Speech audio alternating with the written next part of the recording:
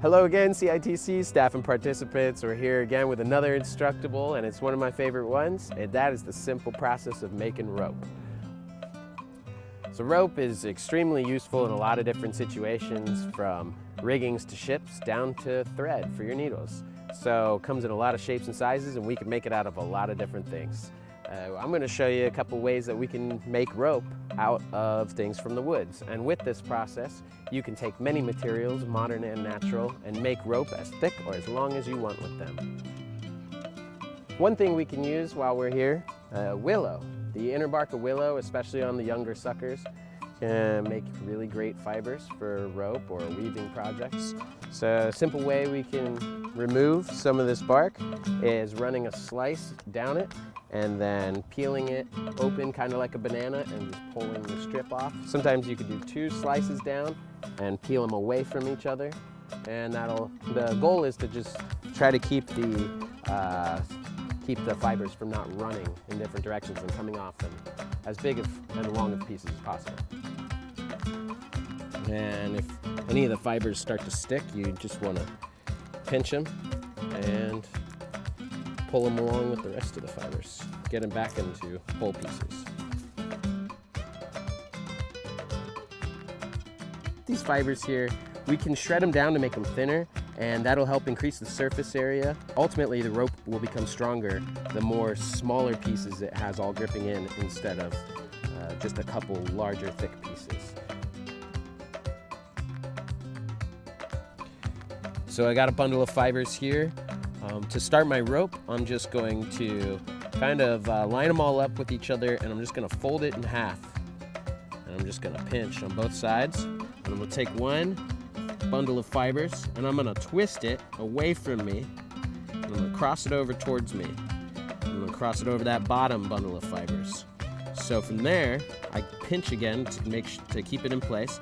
Then I twist the next bundle of fibers and do the same thing. I twist it away from me and I cross it over towards me.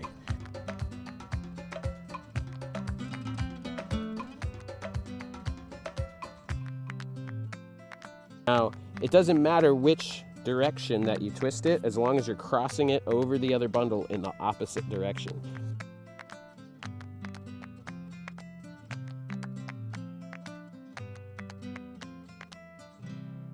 Cool. So doing it with thicker bundles of fibers like this is a little bit easier to practice with at first. You can do smaller fibers, like these are some stinging nettle fibers that I would use, and I made a bunch of thin rope to go with it.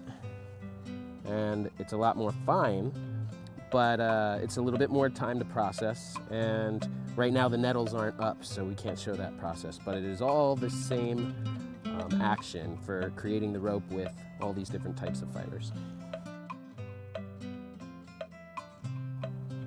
So as one of your bundles starts to get thinner than the other, and you want to keep these bundles of even thickness, we need to add fibers in. And to do that, all we have to do is take a prepped fiber, lay it into the bundle that we have that's thinner, and then we'll just start twisting it into it just like it is part of the bundle. So it's very easy to just lay in more fibers.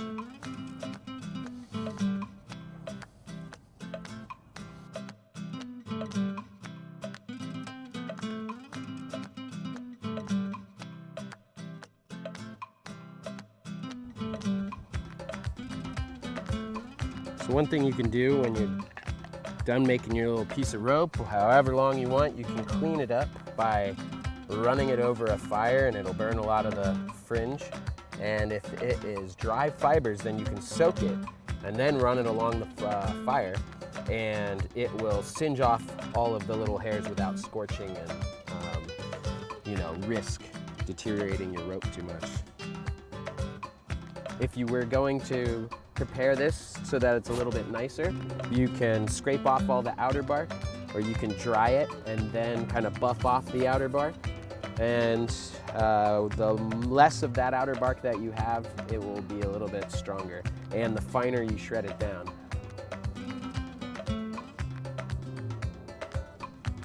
Catch any fish yet, Brian? Nope. Patience is a virtue. Another great material you can find in the woods in a lot of places, very useful for many things, especially rope making, spruce roots. You can use them as is for binding and lashing, or you can split them up and twist them in the same process to make a continuous rope of various thickness or length. Pulling out the roots will damage a tree, so responsibly harvest. If you're going to harvest spruce roots, spread out where you harvest. We'll just start gutting the leaf litter away and scraping down a little bit with some sticks until you feel some roots. Grab them, start pulling them up, and follow where they go. Sometimes you have to clear out other smaller roots.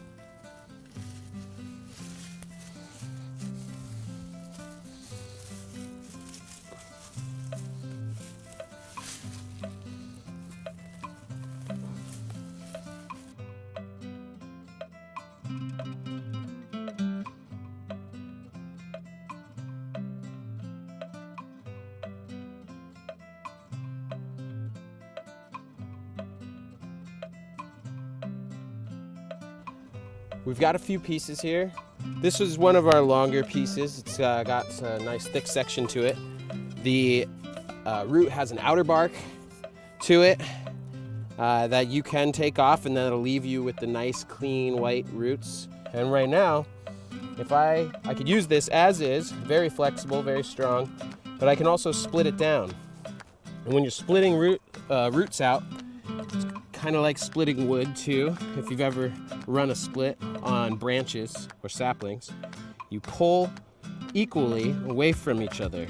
And if one side is starting to get a little thin, you take that thick side and you pull that down and away from the thin side, and that'll run the split back to center.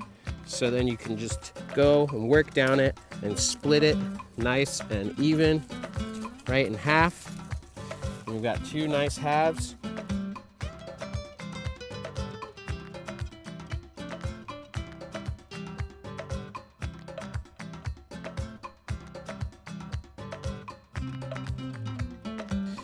So you can keep splitting it out thinner and thinner, and as you have pieces that run off, you can just break them apart and keep yourself your shorter sections if you're trying to twist rope up with it. Just take an overall nice smooth section of root, and I can just do my same twisting motion that I do with my plant fibers.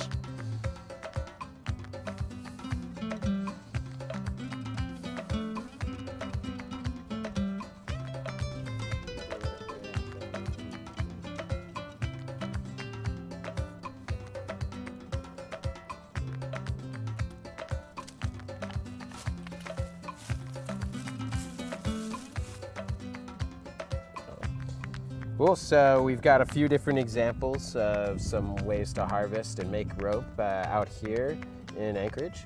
And I urge people to go try, make as many different types as you can.